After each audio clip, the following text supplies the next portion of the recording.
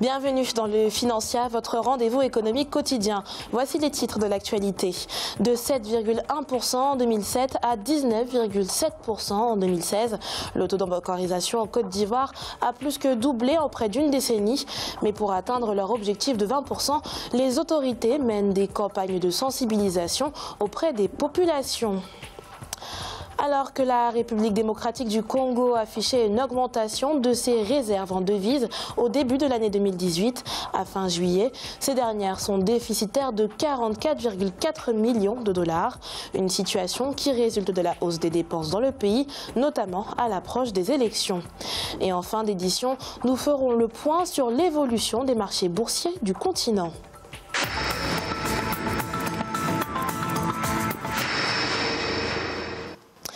19,7%, c'est le taux actuel de bancarisation en Côte d'Ivoire. Un taux qui a certes augmenté depuis 2007, année où il était évalué à 7,1%, mais qui reste toutefois en deçà des prévisions des autorités qui sont de l'ordre de 20%.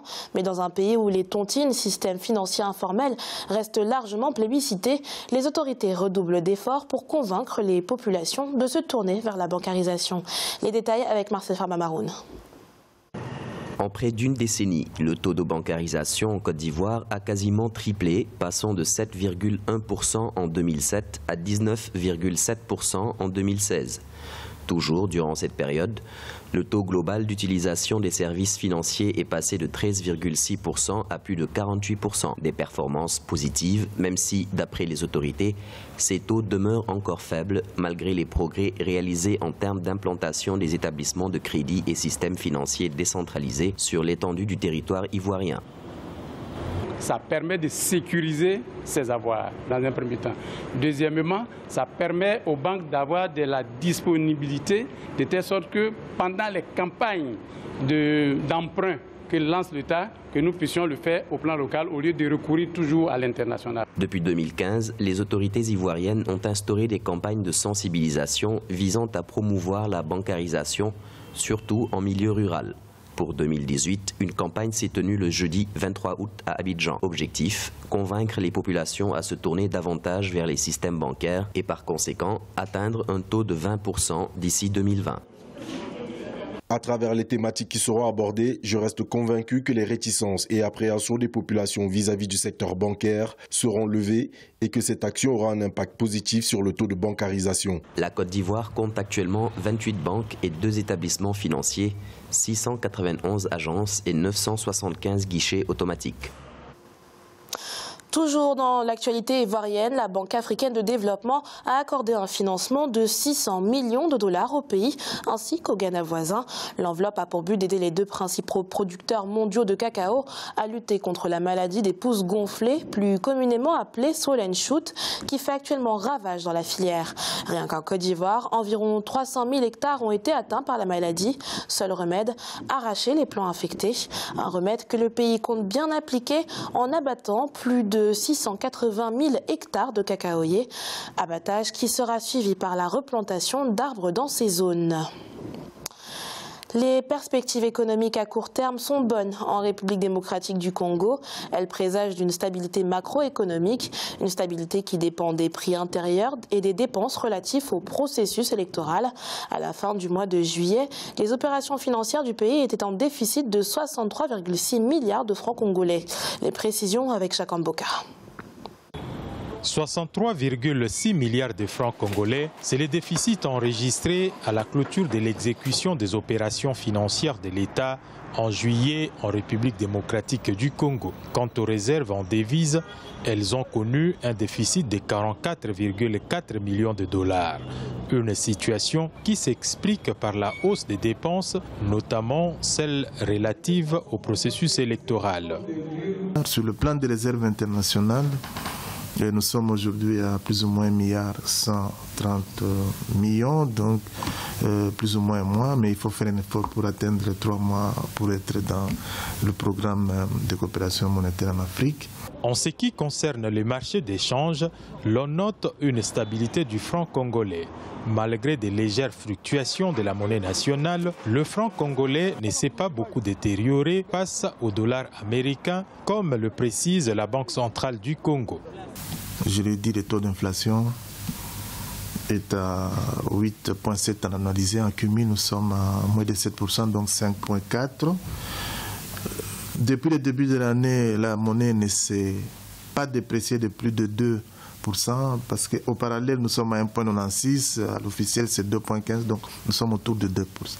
Les perspectives économiques à court terme présagent une stabilité macroéconomique. Toutefois, cette stabilité dépendrait de la situation économique et financière intérieure ainsi que du comportement du Trésor en ce qui concerne les dépenses relatives au processus électoral.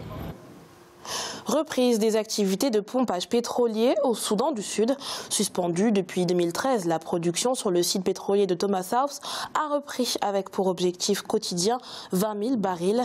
Les autorités ambitionnent par ailleurs de reprendre la production de pétrole dans les 5 champs pétrolifères précédemment suspendus. Production qui, toujours selon les autorités sud-soudanaises, devrait atteindre 800 000 barils par jour d'ici la fin de l'année, et ceci grâce à des travaux de maintenance. Signalons que de 130 000 barils par jour, la production pétrolière sud-soudanaise devrait atteindre 210 000 barils d'ici fin 2018. Vers un lancement d'un emprunt en devise auprès de la communauté à l'étranger en Tunisie. Le projet, en étude, a été annoncé par le directeur de la Banque centrale de Tunisie, Merwan El Abbassi. Un emprunt qui, toujours selon les informations données par la BCT, pourrait être suivi par des produits d'épargne orientés vers la communauté des Tunisiens à l'étranger.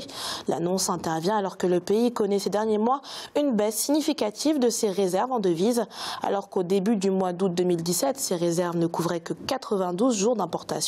Au 22 août dernier, ces derniers étaient estimés à 70 jours.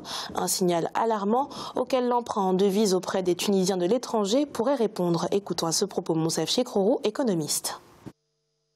Il y a une action qui consiste de s'endetter en devise pour pouvoir augmenter les réserves en devise de la Tunisie qui baissent dangereusement actuellement. Mais d'un autre côté, ceci doit se faire dans la perspective d'une relance de l'activité économique réelle. Il est tout à fait logique que la Banque centrale pense à des solutions qui soutiennent le dinar, qui vont le soutenir pendant une courte période, mais cette courte période donne le temps à l'appareil exécutif de prendre les vraies mesures d'expansion de l'économie. Il est à présent l'heure de faire le point sur l'évolution des marchés boursiers du continent. En Afrique australe et dans l'océan Indien, à la mi-journée, la bourse de Maurice affichait une hausse de 0,02%. Le All-Share de Johannesburg progressait de 1,58%. L'indice de Nairobi reculait de 0,95% et l'indice du Botswana était stable. En Afrique de l'Ouest et centrale, la BRVM d'Abidjan était en baisse de 0,11%. L'indice nigérian augmenté de 0,63% et la bourse du Ghana gagnait 0,15%. Enfin, en Afrique du Nord, l'indice égyptien reculait de 0,34%, le Moroccan All-Share enregistrait une baisse de 0,15% et quant à la bourse de Tunis, elle augmentait de 0,37%. C'est la fin de ce Financia. On se retrouve bientôt pour un nouveau rendez-vous de l'économie sur Africa 24.